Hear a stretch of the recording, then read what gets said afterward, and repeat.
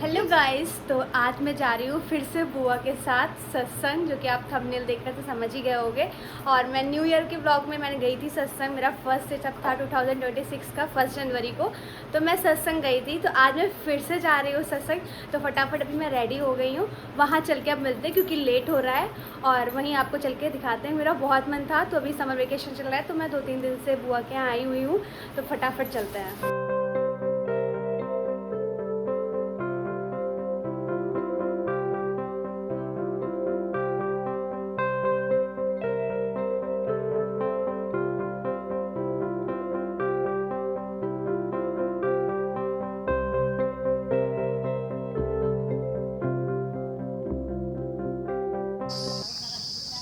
तो गाइस, मेरे पीछे बुआ और बुआ के कुछ फ्रेंड्स जो सत्संग डेली जाते हैं। बुआ तो मेरी डेली जाती है, सत्संग जाते हैं, तो वो लोग भी जा रहे हैं पीछे। और मुझे बहुत अच्छा लगता है। इससे पहले भी मैं एक बार ही गई हूँ और मैंने सोचा था जब भी मुझे टाइम मिलेगा तो मैं ज़रूर जाया करूँगी। बट अभी ना मुझे टाइम मिला, तो मैं फिर से जा रही हूँ सत्संग। और बहुत ज़्यादा एक्साइटेड हूँ क्योंकि मुझे मतलब मन शांत हो जाता है सत्संग जा। सो गाइज़, मेरा इससे पहले ब्राइडल शूट हुआ था जिसका मैंने व्लॉग बनाया था, बट वो नहीं आ पाएगा क्योंकि वो क्लिप पता नहीं सारी डिलीट हो चुकी है, पता नहीं मेरे फ़ोन से। तो उसका मिनी व्लॉग मैं अपलोड कर चुकी हूँ, तो आप वो जाके ज़रूर से देखिएगा। तो मैं वही बता रही हूँ वीडियो में, बट वो मैंने जब भी देखा एडिटिंग के टाइम पर, तो वो सारी क्लिप्स डिलीट हो चुकी थी। अगर आपको भी सत्संग जाना है और आपको लोकेशन चाहिए, अगर आप में से किसी को भी मेरा वीडियो देखकर मम्मी को, दादी को, किसी को भी जाना है, तो आप मुझे कमेंट कर दीजिएगा, तो मैं आपको जो है लोकेशन बता दूँगी। सत्संग जाकर बहुत अच्छा लगा, बहुत काम लगता है। वहाँ पे जो दीदियाँ हैं बहुत अच्छे से सब कुछ बताती है। तुम्हारी कोई भी प्रॉब्लम होगी तो वो प्रॉब्लम जैसी लगेगी ही नहीं बाद में, क्योंकि एकदम शांति मिलती है। बहुत अच्छा लगा मुझे सत्संग जाकर के। जब भी मुझे फिर टाइम मिलेगा तो मैं जाऊँगी। अभी मैं 2 दिन के लिए गई थी, 2 दिन में मैं दोनों दिन गई सत्संग, क्योंकि फिर 30 मई को मेरे भाई का बर्थडे था, तो मैं घर भी आ गई थी। तो फटाफट जाकर मुझे बहुत अच्छा लगा। वहाँ पे जितने लोग भी आते हैं सब बहुत काम है, बहुत शांति मिलती है गाइस। इस मैंने का मेरा पैदा कर और मेरों से फिर अटैचमेंट, ये अटैचमेंट तो आ जाती है। ये दूसरा जब चीज मिलती है हम बड़े खुश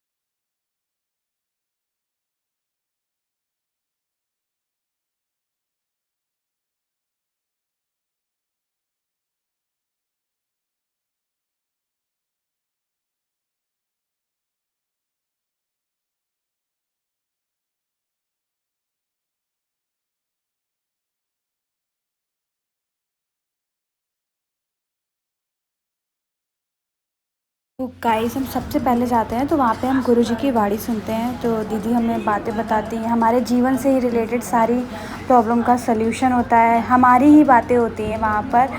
तो जैसे कि हम लोग थोड़ी थोड़ी चीज़ों में परेशान हो जाते हैं, तो गुरु हमें बताते हैं कि हमें थोड़ी थोड़ी चीज़ों से नहीं परेशान होना चाहिए। जैसे मैं पहले सत्संग के दिन जब गई थी, तो वहाँ पे बताया हमें किसी के पीछे नहीं भागना है, हमें खुद को सही करना है। तो हमारी ही चीज़ों में जब हम उलझे हो जाते हैं, तो वही सारी चीज़ें हमें बताते हैं।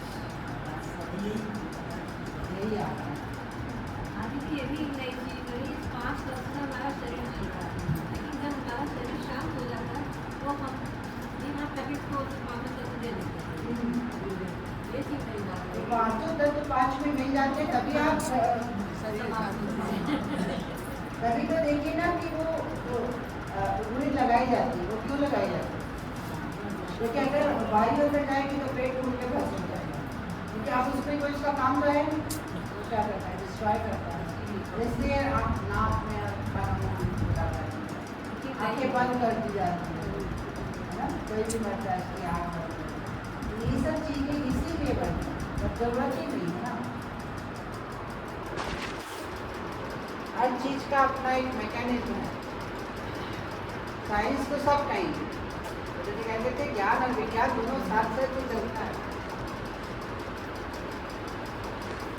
और और कह रहे थे कि जैसे हम बढ़ते हैं रास्ते में जाने के लिए अकेले कैसे जाए वहाँ, कैसे जाए वहाँ, कोई साथ लोगों की जरूरत करते, जो हमारे जो साथ निभाने वाले नहीं है उनका साथ पकड़ते हैं। क्योंकि वो सदा साथ चलने वाले नहीं।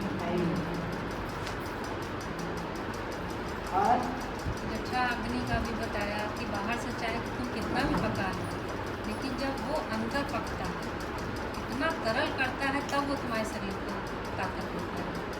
और मेहनत तो उसकी ज़्यादा है, सबसे ज़्यादा। और ज्येष्ठाग्नि अगर नहीं जलेगी तो तुम उस भोजन को डालोगे तो क्या होता है? बाहर आ जाता है। बिना अगर तवा आपका गर्म ना हो, कढ़ाई गर्म नहीं होती है तो आप पकौड़ी डाल दो, ऐसा होता है, खा सकते हो। चिप्स वगैरह डालो, क्या होती है? बेकार हो जाती, नहीं हो जाती जब तक आपका गर्म। ऐसे ही जब हमारे भी ज्येष्ठाग्नि जब तक गर्म नहीं होती है, आप कुछ खाते हो तो हजम होता है, और जब वो होती तब आप लकड़ पत्थर कुछ भी खा लो, सब हजम होता है। ये जैसे हवन में जो कुछ भी डालते हो सब जल जाता है ना। तो बोले गुरु जी कहते थे ये भी तुम्हारी में हवन ही है, इसलिए गुरु जी का कितनी बार आता है ना तो उन्होंने कुछ खाया, बोले मैंने तो कुछ खाया ही नहीं, बोले अभी इतना सारा खाया और खाया नहीं खाया बच्चा नहीं क्या था, क्योंकि ज्येष्ठाग्नि जली उसमें हवन उन्होंने कर दिया, उन्होंने कोई स्वाद देख के थोड़ी ना खाया, उसमें उनकी आसक्ति तो थी नहीं। इसीलिए गुरु को कहते थे ना, कई लोगों ने दादा से कहा खाते तो आप भी, बोले मैं कहाँ खाता हूँ, मैं तो इस घोड़े को चलाने के लिए इसको खिलाता हूँ। तो ये उनकी दृष्टि थी, उनकी सोच थी। तो नहीं तो और क्या है, लोग खाने के लिए जिंदा रहते हैं और वो जिंदा रहने के लिए खाना, दोनों को इनमें क्या है, अंतर है कि नहीं? इसमें अहंकार भी बहुत माइनस होता है। जैसे बहुत कुछ लोग कहेंगे हम बहुत चबा चबा के खाते हैं, तो कितना भी चबा के खा लो, जब तक अंदर वाला नहीं एक्सेप्ट करेगा तब तक वही बोला ना कि पैसे से तुम खाना खरीद सकते हो, है ना, हजम होना नहीं खरीद सकते। पैसे से तुम बिस्तर खरीद सकते हो, नींद नहीं खरीद सकते, कर सकते हो। बोले इसी तरह से रखी है, पैसे से बहुत कुछ है, लेकिन जब तक वो प्रभु की मर्जी नहीं है तब तक आपके कोई भी चीज आपके काम की नहीं, नींद थोड़ी खरीद लो, ये चीज हंसना खरीद लोगे पर प्रसन्न रहना। लाफिंग क्लासेस कितनी होती है, हाँ हाँ हाँ हाँ सब हंसते हैं, क्या सच में नेचुरल हंसी होती है, अंदर से आप खुश हो जाते हो, नहीं होते वो जब तक बोले ना कलयुग केवल नाम आधार, सुमिर सुमिर न उतर ही पार, वो केवल एक आधार नाम ही और कोई नहीं। आप उसको हर पल याद करने का मतलब ये नहीं कि हम माला लेके बैठ के रखना, आप उसको हर समय, अच्छा आज जा पा रहे हैं, शुक्रिया भगवान तुम भेज रहे हो, अरे वाह भगवान आज तुमने ये भोजन कराया, बहुत शुक्रिया, आज तुमने ये पहनाया, बहुत शुक्रिया, आज तुमने मन खिला खिला रखा, बहुत शुक्रिया, है ना, आज तुमने अच्छा ये बात हो गई, कोई बात नहीं भगवान बहुत शुक्रिया, इसका भी शुक्रिया क्योंकि इस समय मुझको नमक नहीं है खाने में, तो भी शुक्रिया क्योंकि इस समय नमक की रोटी आवश्यकता नहीं है, इसलिए तुमने नमक नहीं मिलवाया। हम तो कंप्लेन करेंगे बिना नमक का बना के रखा, ध्यान कहाँ रहता है तुम्हारा, ऐसे खाना बनता है वैसे बनता है, चिल्लाने लगते थे। अब क्या होता है, यही सोचते हैं नमक कम खाने की जरूरत ही नहीं है शरीर को, और वाकई ऐसा होता है, आप खा भी लोगे स्वाद से। कैसे वो बच्चा एक छोटा सा रोटी के ऊपर कुछ भी नहीं हो फिर भी वो खा रहा है, केवल रोटी है उसके पास, बोले तुम क्या खा रहे हो इतना आंखों से आंसू, तो उसने कहा ना मैं संकल्प की मिर्चा बना के खा रहा हूँ, माँ ने कहा था नमक मिर्ची बना लेना, कल कहने से कब कहते करोड़ों की चीजें तो दे रखी है तो अंदर ही सारी बताओ, एक किडनी बेच दो, एक आप दे दो किसी को, मिल जाएंगे। दादा ने तो प्रैक्टिकल करके दिखाया ना, कैसे बताया, वो माई जब पहुंची दादा के पास तो दादा ने क्या कहा, बोले बहुत दिन से मेरा बेटा उसके पैसे वैसे तो आ जाते थे, अब पैसा नहीं आया 2 महीने, तो बोले फिर, बोले सब खत्म हो गया अनाज, ये भी खत्म हो गया, बोले ये पहने तो है तो चूड़ी बेच दे, वो भी बेची थी उसने। बोले दादा वो बेच दिया। बोले अब क्या बचा है घर में? बोले कुछ नहीं, पहले एक लोटा है जिससे स्वाटी चली जाती, जिससे पानी ले लेती, तो वही लोटा है। बोले वो भी बेच दे। बेचने गई ना, उससे पहले क्या वो मनियाना आ गया, उठाया लोटा जा रही थी बेचने, उससे पहले मनियाना आ गया। उसने विश्वास दादा पे रखा ना, तो पैसे आ गए। उतनी धीरजता हम में नहीं है। मैं यहाँ थे, एक भाई बहन थे, तो बहन के मुख से निकला ना कि बोले आप बेटो कमाई नहीं है, ये नहीं है, वो नहीं है, मैं क्या करूँ? आया तो था बहन से पैसा नहीं। बहन ने कहा कि ये सब क्यों रखे हुए, तेरे पास फ्रिज का क्या काम है, तेरे पास ये क्या बुरा मान गया, रिश्ते ही तोड़ दिया। इतनी धीरजता भी नहीं। और दूसरी चीज उसका काम भी शुरू हो। प्रत्यक्ष ही हम लोगों ने अपने जीवन में देखा।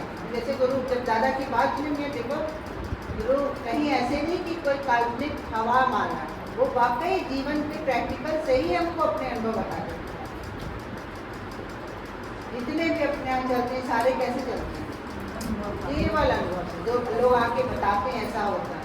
मुझे कहते थे जो तुम कहानियां पिक्चरों में देखते हो, ये भी कहीं ना कहीं जीवन ही है, ऐसा नहीं है कि ये काल्पनिक। अब समझ में आता है। अब तो क्योंकि इतना मीडिया है तो आप लोग को हर चीज़ अब पता ही चल रही है, क्या क्या हो रहा है दुनिया में। एक एक कांड पता चल रहा है, एक एक बातें पता चल रही हैं। रिक्शा चालक की भी लड़की टॉप कर रही है, और जो रिक्शा उठाता उसकी भी लड़की ने टॉप करा। कैसे करा? तो भीख मांग मांग के अपनी बेटी को पढ़ा लिया उसने। तो कैसे ये सब कुछ हो रहा है, प्रत्यक्ष है। पहले हम लोग को लगता था ये सब कहानियाँ हैं, ऐसा नहीं है। गुरु जी हमेशा कहते थे ये जो भागवत है ना, इसमें क्या है? भागवत में केवल कथा जो कल था, और यहाँ जो चलता है वो यथार्थ है। अगर आप देखो तो बताइए, ना पास्ट है ना फ्यूचर है, आप बताओ। है तो प्रेजेंट। आप जो अभी जो जी रहे हो वही तो जीवन है आपका। अच्छा कल आप कैसे जिए? वो तो चला ही गया ना, वो तो जी चुके हो, आप वो लौटा लाओगे? नहीं लौटा सकते। अच्छा आने वाले की गारंटी है? कोई गारंटी आने वाले की? वो भी नहीं। तो हम कहाँ रहते हैं? हमेशा प्रेजेंट में ही रहते हैं। हम भूत और भविष्य में नहीं रह सकते। हम रहेंगे तो प्रेजेंट में रहेंगे, तो इस समय, और कल भी हम प्रेजेंट में ही होंगे। कहोगे आप ये हमारा फ्यूचर है, हाँ यही होना था। नहीं, आपका वो प्रेजेंट, वो हर समय। इसीलिए उन्होंने तुम अपने प्रभु को प्रेजेंट रखो, क्योंकि वो प्रेजेंट ही है और कुछ नहीं, ना भूत ना भविष्य। इसलिए हम लोग शांत हो पाते हैं, खुश रह पाते हैं, है ना, और सबके संग एडजस्ट सब रह पाते हैं, है ना। कोई कहे पानी तो कहीं ठहरा सकते हो, तो हम लोग कह सकते हैं, कल सुना ना, हाँ ठहरा सकते हैं पानी को रेफ्रिजरेटर में, है कि कोई चीज़ है असंभव? बताइए। क्योंकि इससे काम आता है। हम लोग अब साइंस में पढ़ते थे ना कि पानी की 3 अवस्था। आप सोचो, और तीनों को एक दूसरे में परिवर्तित भी कर सकते। प्रैक्टिकल भी हम लोग करते थे कि भाप बन के उधर जा रही है, फिर उधर से उधर करके उसको ठंडा करते करते पानी बनाया, पानी बना के वो ना प्रभु से कौन कहे तो ये कर या ये ना कर, वो तो सबसे सक्षम है। आज दिन तक गुरु जी हमेशा बोलते थे पानी आज दिन तक नहीं बना पाया इंसान। बना लेता तो पानी की क्राइसिस होती क्या?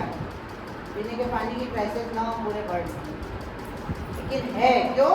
क्योंकि ये तो उसने मान लिया कि पानी बनाने के लिए 2 चीज़ें चाहिए, है ना, H2 और O, मतलब हाइड्रोजन और ऑक्सीजन। लेकिन उन दोनों को मिलाने के बाद मिलाया उसने दोनों गैसों को, लेकिन पानी नहीं बना।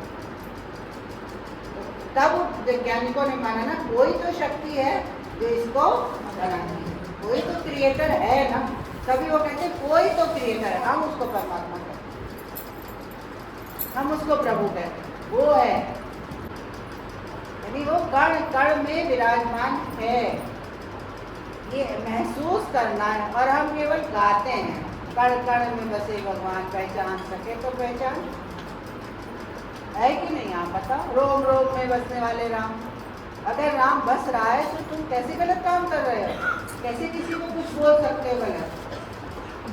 कैसे चोरी कर सकते हो?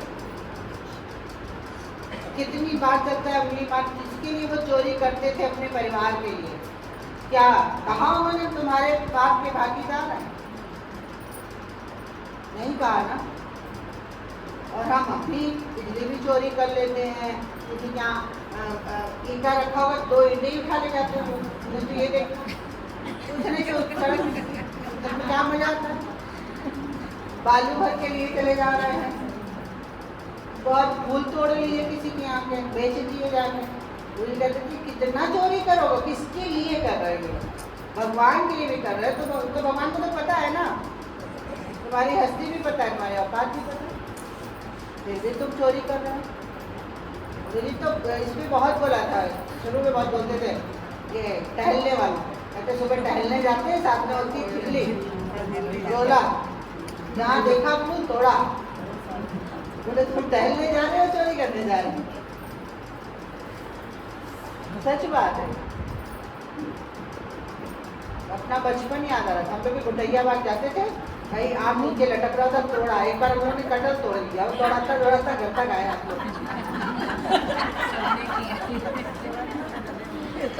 बाबू जी आप क्या कहे, बड़ा लंबा सा लड़का है, वो तोड़ के बोला कटहल ले आया। बाबा डांट लगवाई, कटहल दिलवा दिया। कल से टहलना बंद सब।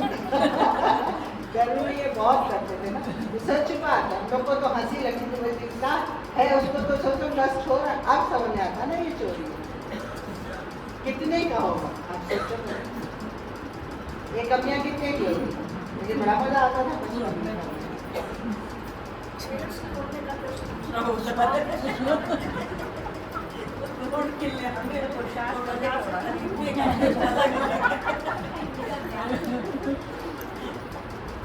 जैसे कि आपने भी बताया ना कि अपने शरीर में खुद से प्यार नहीं करो, फिर ऐसा क्यों कहा जाता है कि लव योर सेल्फ, खुद से ही प्यार करना सीखो, सब कुछ खुद से करो, फिर ऐसा क्यों कहा जाता है?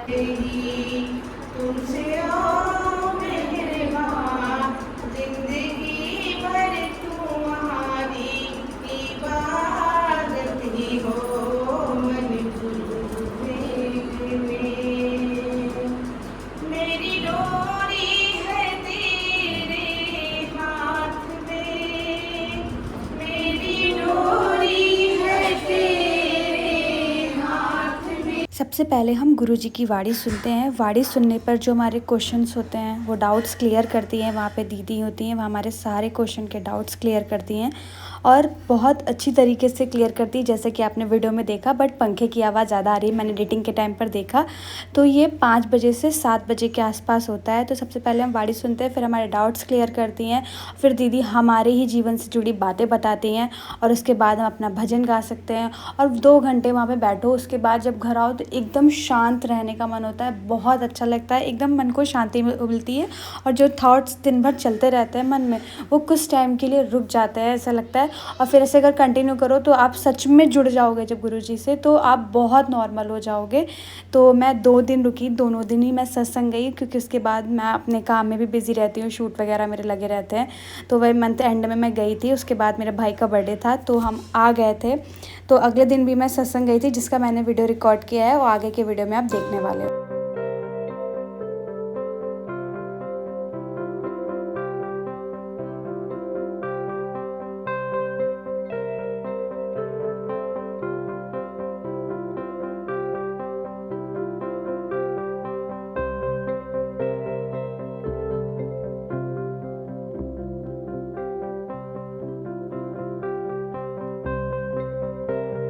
है लोग कहते थे इधर भी है, इधर भी दार है।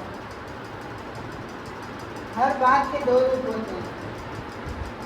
तो प्यार करे या ठुकराए, तो दे दिया बस। अब वो इसको स्वीकार करे ना स्वीकार करे, मुक्त करे ना करे, बोले गुरुजी ने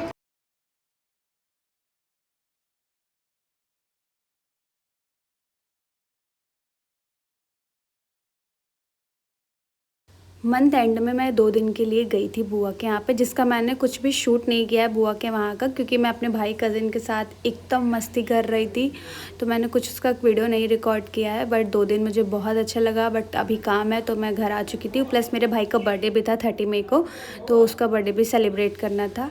तो वो ब्राइडल शूट मैंने लास्ट किया था, उसका मैंने मिनी व्लॉग अपलोड किया है, क्योंकि वो क्लिप शायद से स्टोरेज इशू था, तो वो पूरे एडिट हुआ वो व्लॉग पूरा डिलीट हो चुका है एंड सारी क्लिप भी उसकी डिलीट हो चुकी हैं। और मेरे फ़ोन में स्टोरेज का इशू हमेशा से भी है, तो बहुत ही जल्दी मैं शॉर्ट आउट करने वाली भी हूँ अपने इसका इशू भी। तो मिलती हूँ मैं नेक्स्ट वीडियो में। अगर आपको मेरा ब्लॉग अच्छा लगा हो तो please do like comment share and subscribe my channel. अगर आपको लोकेशन जानी है तो प्लीज़ वो भी कमेंट करिएगा, एंड आपको मेरे वीडियोस किस टॉपिक पे चाहिए तो उससे रिलेटेड भी मुझे आप कमेंट करके बताइएगा। मिलती हूँ मैं नेक्स्ट वीडियो में।